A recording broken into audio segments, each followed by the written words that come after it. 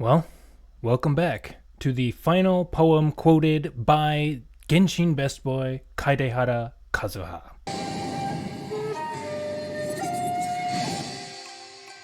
Unfortunately, this is the last poem that we are going to be covering, not only from Kazuha, but also in Genshin in general. Because although there are some little small tidbits of classical Japanese here and there, for example, I think in one of Chi-Chi's bursts, she says something like Waga nawa nana nari or something like that, which basically just means my name is Chi-Chi. But there's really not a whole lot other than little tidbits, so we're not going to go over anything else. This is the final notable piece of classical Japanese in Genshin. And if you haven't seen the previous Kazuha videos, please go check those out because they are actually important, especially the first one because it explains how fundamental poetic reference is to Kazuha's character. His very name is the namesake of the Manyoshu, which is one of the most important ancient collections of Japanese poetry in history. And pretty much every other poem that he references is from the Manyoshu because it's written with the same characters. However, what's interesting about the poem that we're going to go over today is that it's the only one that actually isn't from the Manyoshu. In fact, it's from the Kokin Wakashu, which is arguably the only collection of Japanese poetry that is more important than the Manyoshu. And I'm sorry, there's so much shilling, but if you want to know more about the Kokin Wakashu, please go check out some of the other Ayaka poetry analysis videos. And I believe the Raiden Shogun one too, that's also from the Kokin Wakashu. But those explain what the Kokin Wakashu is, where it comes from, why it's important, why it's the single most important work of perhaps even Japanese literature, but definitely of Japanese poetry. But let's introduce the actual poem that we're going to be analyzing today from the Kokin Wakashu as referenced by Kaidehara Kazuha. 奥山に、もみじ踏み分け泣く鹿の。声聞く時ぞ、秋は悲しき。So just in case you didn't hear it very well, I have this one memorized actually because it's also part of the Ogura Hyakunin issue, which is the poetry collection that they use for playing the game Karuta, or if you've seen Chihaya Furu, you probably maybe have heard of this poem as well, but I actually had the whole thing memorized up to a point. I forgot most of it. I still have up to 75 memorized, but it probably won't take me long to get back to 100. But anyway, I don't need to read this. I can just recite it for you. Okuyama ni momiji fumiwake naku shika no koe kiku toki zo aki wa kanashiki. But before we get to the actual analysis, I do want to point out one thing. The person who supposedly wrote this, his name was Sarumaru no Taiyu, or Sarumaru no Taifu. Now, I researched him a little bit, but the interesting thing about him is there isn't that much out about him. Supposedly, he served under Empress Genmei, so I believe that means that he lived sometime around the 600s, maybe the early 700s, I'm not entirely sure. But he's supposedly one of the 36 sages. He's one of the 36 poetic sages, and yet despite being so famous and his works making it into some of the most prestigious imperial anthologies, there really isn't a whole lot about him. He's a mystery, a wanderer, mysterious. Anyway, with all of that out of the way, let's actually do what we normally do here and go through linguistically and break the poem down. It's actually rather easy. Anyway, so here is the poem. As you can see, it's written by Sarumaru Taifu, or Sarumaru Taiyu, I guess is one of the other ways that you can read this. It's from the Kokinshu, which is just the shortened version of Kokin Wakashu. It's from the Akijo, which is the first half of poems dedicated to autumn. Aki is autumn. And it's specifically number 215, so in case any of you guys want to actually look it up and you can double check and make sure that I'm not just making all of this stuff up. Anyways, on to the actual poem. The first line is Okuyama ni. This is really easy because it's just composed of two nouns and then a single particle. So the first noun, oku. Oku means inside, but it means like deep inside. Get your head out of the gutter. Stop that. In modern Japanese, one of the instances where we use the term oku is when we're talking about a house. You have the oku of the house, which is like right smack dab in the middle and the deepest part of the house, as opposed to the, I guess you could say, the front of the house or the end of the house, you know, the front door, the back door, or maybe on the sides or whatever. Oku is deep inside. However, oku is attached to yama. Yama meaning mountain. So Okuyama means deep in the mountains. We're not hanging out just outside in the foothills. Oh no, we're like way in there. We've gone over a few mountains perhaps even, and we're deep where nobody else lives. Out in the middle of nowhere. Then we have the particle ni, which I guess is a prepositional particle, I guess is one of the ways you might be able to say it. I don't know for sure. I'm not exactly a linguist. But basically it denotes place, position, sometimes direction, or sometimes it can be used as like an object marker. It marks the object of the sentence. In this case, it's just a positional marker. It's saying in would be the best way to translate it here. Deep in the mountains, okay? Then we have the next line, momiji fumi wake. Also, this one's not too terribly complicated. If you've seen the previous videos, you'll recognize momiji, which basically just means autumn foliage. There are two ways to write it. This one is written with the characters for crimson and leaf, because autumn leaves are crimson, obviously. Another way you can write it, which we went over in one of the previous Kazuha poetry videos, is with gold or yellow and leaf. But basically it just means autumn foliage. So momiji, and then we have fumi wake. This is a combination of two verbs. The first verb, fumi, comes from the original root verb fumu, which means to step on or to step into. However, fumu is the ending form, is the way that you can think about it. It's also the standard regular form. Like if you look it up in a dictionary, you'll find it under fumu. However, we conjugate it in this fu mi instead of fu mu, because turning it into the mi turns it into a connective form, which means that we can stick it on to other words or other things. And the word we are sticking it onto is this word wake, which also is a verb. The original verb is waku, that's the ending form, that's the regular form. Again, if you were to look it up in a classical Japanese dictionary, that's what it would be, waku. Now, waku in modern Japanese turned to wakeru. And waku/wakeru means to split apart, to separate. However, instead of it being in the regular ending form waku, we have it in wake, which is basically doing the same thing that we did to fumi, where we're turning it into a mode where we can continue with the thought, we can attach it to things that are going on that will be coming later in the sentence. So, momiji fumi wake literally means walking through and parting the fallen autumn foliage. And then the next line, we actually are going to have to read the next two lines together or else it won't make sense. Because the next line is nakushika no. Yeah, then we have the fourth line, koe kiku toki zo. Okay, so we got to break this whole thing down. So, nakushika no. Naku is a verb that means to cry. Now, the regular form of this verb, the ending form of this verb is naku. Okay, just as it's written here. However, this is a verb that the naku is actually in two different kinds of forms. It can be one of either form. It can be either the ending regular form, which if it came at the end of a sentence, that's how you would interpret it. It would just be naku. It means to cry. I forgot to mention the name. It means to cry or to cry out. However, in this instance, this is not the ending form, but it is in the attributive form. Because what we are doing is we are giving this attribute to the following shika. This noun shika, which means deer. So naku shika literally means the deer that cries.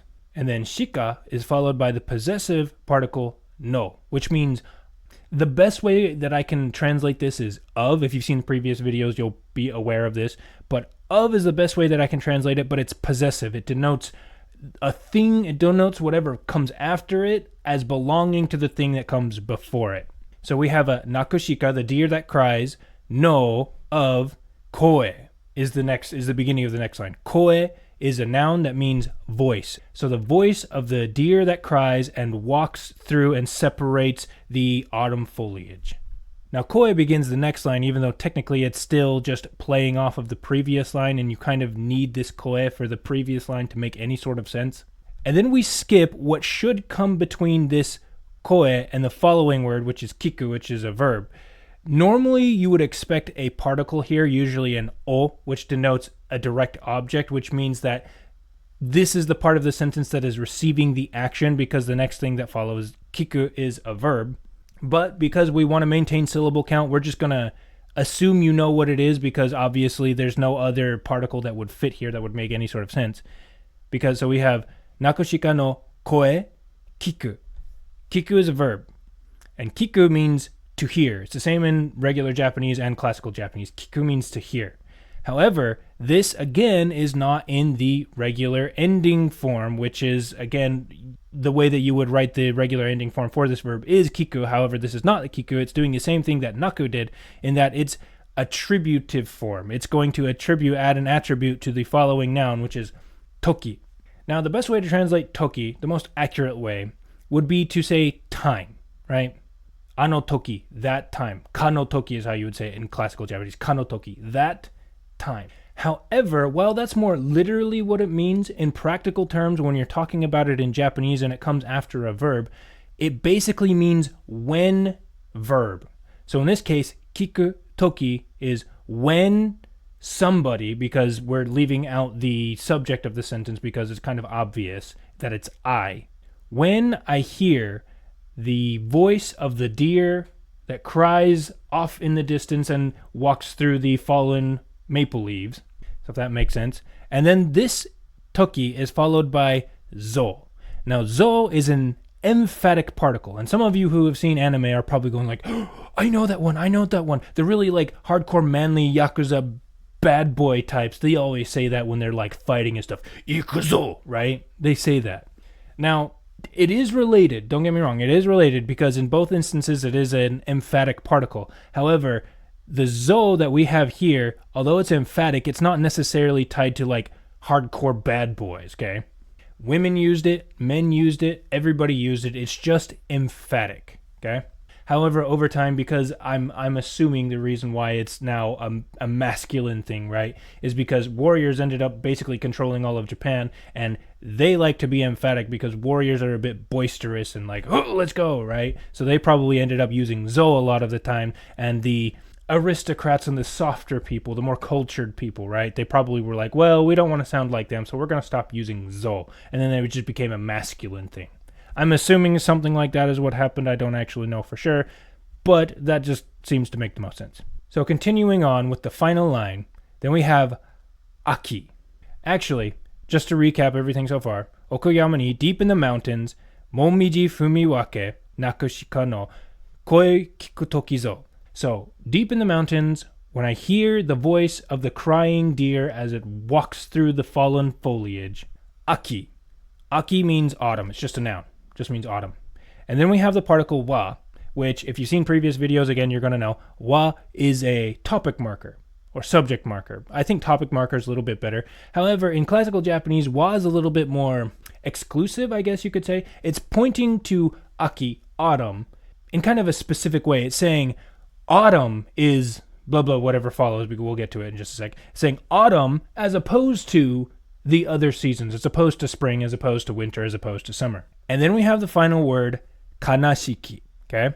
Now, kanashiki comes from the root adjective kanashi, which means sad, depressing, melancholic, I guess you could say. Now, normally, because this is the end of a sentence, you would technically want it to be in its ending form, which is kanashi. However, if you're astute, you'll notice that there's an extra ki here. Now, why is there an extra ki here? Okay. Well, the ki is technically the attributive form. And again, the astute of you will realize that the point of the attributive form is to use a word to give an attribute to a following noun. However, this is the end of the sentence. There's no noun that comes after it. And some of you, again, who have seen previous videos might be like, aha, maybe there's something implied here, because that's what Japanese does all the time. They love to imply stuff. They love to leave things out. Actually, no, it just, aki wa kanashiki. Aki, autumn, is sad. And end of story. It's done. It's over. So why is there an attributive form here? Well, there's this thing in classical Japanese that doesn't happen in modern Japanese anymore because they standardized it to make more sense. But there are these things called bound particles. Because when you have a specific kind of particle, it changes the way some of the verbs and the adjectives are conjugated. In this instance, the culprit is this zo, okay? Zo, the emphatic particle, right? When you see zo in a sentence, for whatever reason, and I don't know why it does this, for whatever reason, it forces the final word to be in the attributive forms. So in the case of a verb, so we have the verb like miyu, right, is modern Japanese mieru, means to be seen. Now, the ending form of that verb is miyu. It's just miyu. Ware miyu. It's I am seen, is how you can translate that. Ware wa miyu.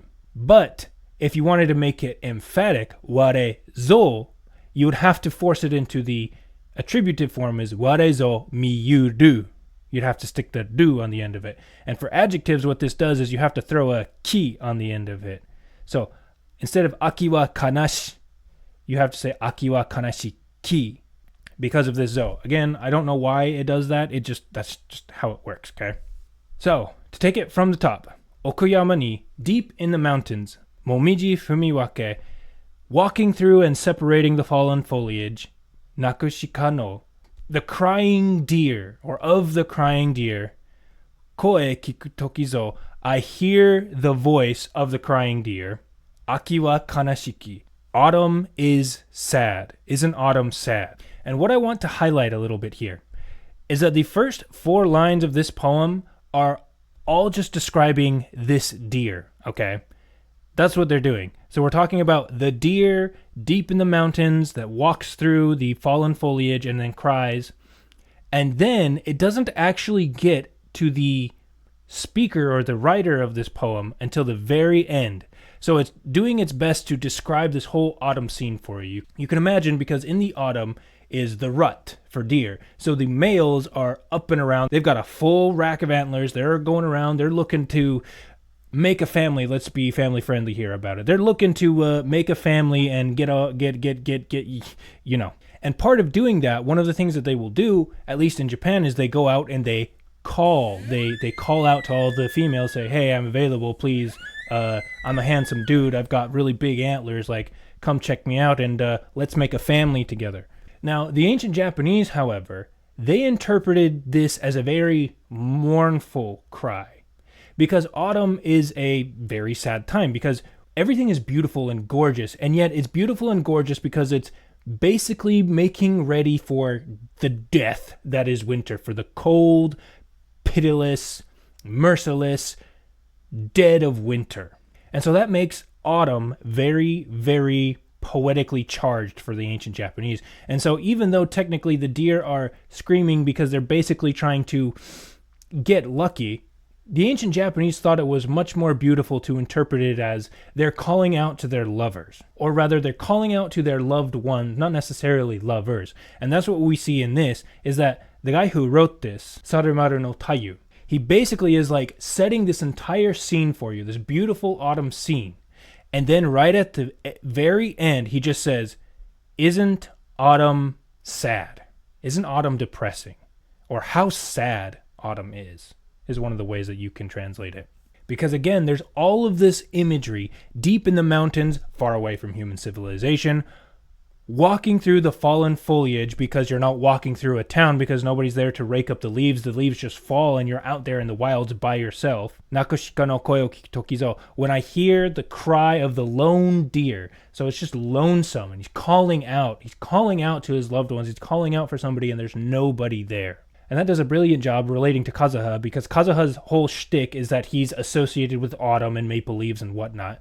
But also because if you're familiar with Kazuha's lore, he also lost a friend. He had a friend who decided that he wanted to test his mettle against Raiden Shogun, the literal god of where they're from. And sure enough, he lost. But this isn't just like a friendly bout where it's like, oh, you lose, go back, train some more, come back and fight me again. No. The penalty for loss is death. And Kazuha's friend, unfortunately, perished. And so now you can imagine part of the reason why Kazuha enjoys this poem and why he brings it up and it's something he wants to share with you is because he too, like this solitary deer, at least we're assuming the deer is solitary, definitely, again, with all of the other imagery, that's the only thing that I can interpret it as. Kazuha also wanders around all over the place, and he is very likely calling out to his friend like, man, I wish you were here. It sucks that you can't be here. Isn't autumn so sad?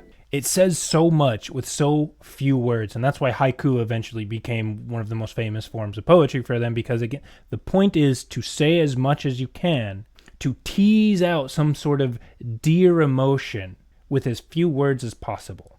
Hence, there's a lot of prior cultural assumptions that you need to know, and you need to be really, really good about omitting certain words that you don't actually need. Okay, but that's going to be it for this poem, and again, unfortunately, not only is this the last poem for Kazuha, but it is going to be the last poem for Genshin. Like I said, there are some other little instances of classical Japanese, but I don't think they're significant enough to warrant any sort of analysis or anything. However, we are not done with analyzing classical Japanese in video games, because there is plenty more. There's stuff from Overwatch, even though a lot of people are playing Marvel Rivals now instead of Overwatch. But you know what? I played a lot of Genji, and Genji says some really cool stuff that really deserves to be analyzed. We're going to go over it. There's stuff from Guilty Gear, for example, Baiken's intro. There's stuff from Okami, where, for example, when you get a new brush technique and you're talking to the zodiac animal from the constellation, they speak to Amaterasu in classical Japanese, and that's one thing that I'm very much looking forward to go over, especially with the announcement of the sequel. I think there's some things in Street Fighter, there's some things in another fighting game that I really like called Grand Blue that I think are worth mentioning. And eventually we might also get to anime. I know one of my favorites is an anime called The Tale of the Heike, also known as Heike Monogatari, which is literally based on a piece of classical Japanese literature, one of the most important ones, just behind the Tale of Genji. And it is the premier samurai epic, and of course, they do such a fantastic job where when Biwa is sitting there playing her Biwa, and she's telling you this story as kind of outside the framing device, she sings in classical Japanese in the same way that the people anciently would tell this story and would sing this epic tale of samurai bravery and just awesomeness. So if you enjoyed this video and you learned something from it, please don't forget to give it a like. Please subscribe to the channel so you can be aware of when new videos about other video game classical Japanese drop, and also so you can be aware too if you're interested. The main thing that I do here on this channel is I take a collection of classical Japanese folktales and I translate them into English, and I put them up here for everybody's enjoyment, and hopefully for you creative types you might find some inspiration in some of these 1,000-year-old stories that have been passed down over the generations. Might have some neat ideas. But with all that being said, I am going to end it here. If you've been watching all the way up to the end, I thank you sincerely. Ito kataji ke no koso haberi kere. Alright, have a good one, guys. Goodbye.